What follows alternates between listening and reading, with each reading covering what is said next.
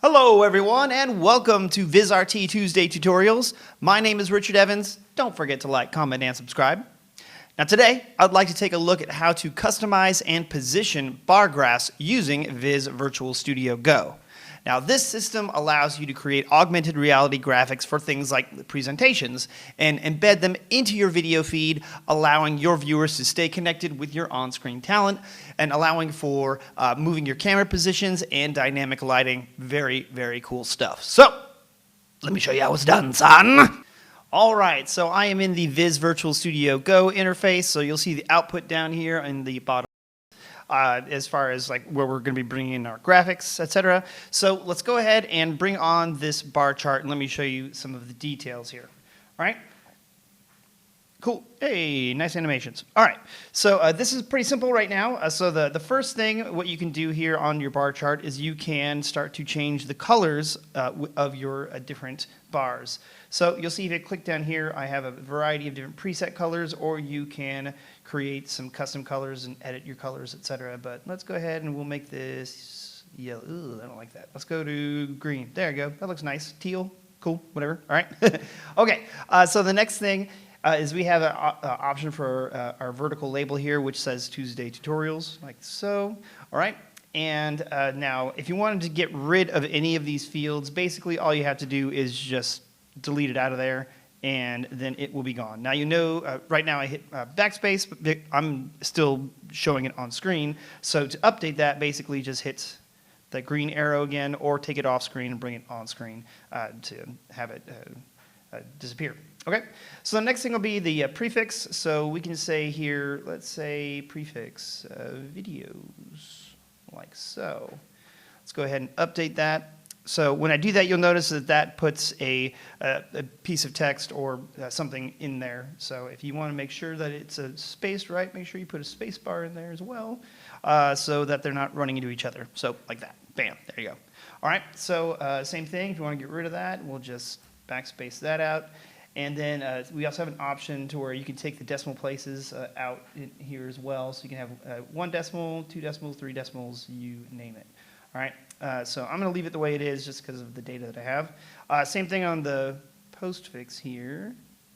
If I want to add something else in that, we can do that. And again, what I'd recommend doing is you'll see that those collide into each other. So make sure you have a space in there as well to have your formatting looking nice like so. Hey, there you go. All right. This is not accurate information, by the way. I've done different videos. I haven't done 98 in 2022. Wow, that'd be a lot. All right. So let's go ahead and get rid of that. Also, the main title, I'm going to skip all the way to the bottom, and we'll just play videos total, like so. Bring that on screen. So now I have that there as well. So very down here at the bottom, like that. Cool. All right. So let's go ahead and get rid of that. Now, one thing I do want to mention on these different fields here, you'll see that I have options all the way up to 9 different bars to put in here. So let's go ahead and just add one real quick. These will update in real time as I do this. So in 2024, I've done, I don't know, let's say 50. Cool. All right. So let's go ahead and update that. And, oh, that was already updating. There we go. So cool. There we go. Now, I mentioned this because you can start to add different ones in here, but if you start to subtract things out, this is where it will get your alignment all messed up. So we'll get rid of 2019 like so, and now that I do that, you'll see some of my data points are a little off, all right? So now 2020, that doesn't have anything there, but if we look over here, there is something there, okay? So you always need to make sure that you're starting from the 0 and then stacking from there. So just keep that in mind as you play around with this, all right?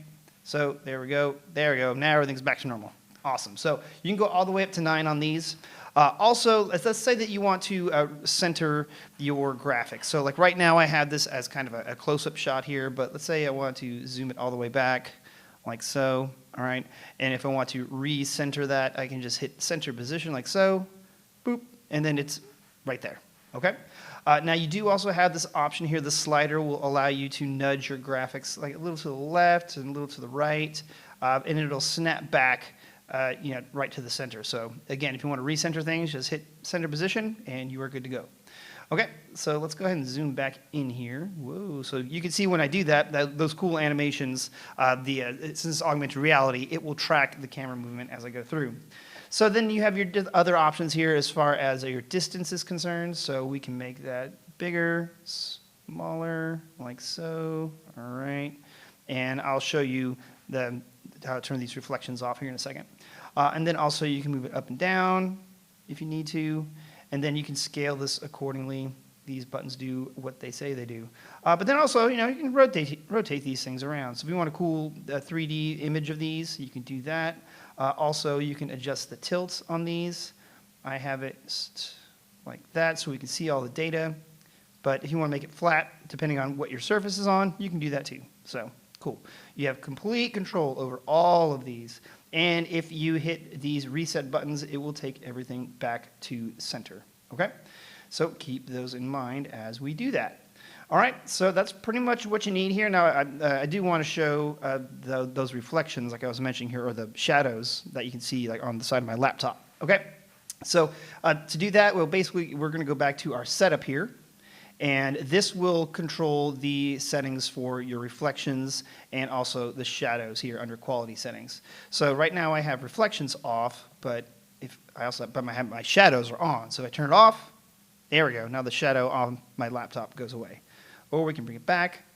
Same thing on the reflections. If you have like a reflective floor, for example, you can see I have some reflections there. So as we'll go through and manipulate this, we'll be able to see them a little bit better and more clear. There you go. So yeah, depending on what you have underneath your shots. So that's kind of up to you as far as how you have these done. All right, so let's go ahead and turn all those off. We're good to go. And now we can reset it just by turning it off by hitting the red button. And it is gone. Hey. So this is a really cool way to present data into your broadcasts without having to go through and cut to, say, like a PowerPoint presentation or something like that. You just embed it directly into your show and have some cool interactive graphic elements for you to play around with. So highly recommend checking this out. Again, Viz Virtual Studio Go. There's a lot more coming down the pipeline here video-wise. So stay tuned. Subscribe again to our YouTube channel, youtube.com/VizRTOfficial, and have some fun. There you have it, another cool way to use Viz Virtual Studio Go in your productions. Now for more tutorial videos like this one, be sure to subscribe to the VizRT YouTube channel at youtube.com/VizRTOfficial. And for formalized VizRT product training, sign up for Viz University at vizrt.com/community/viz-university.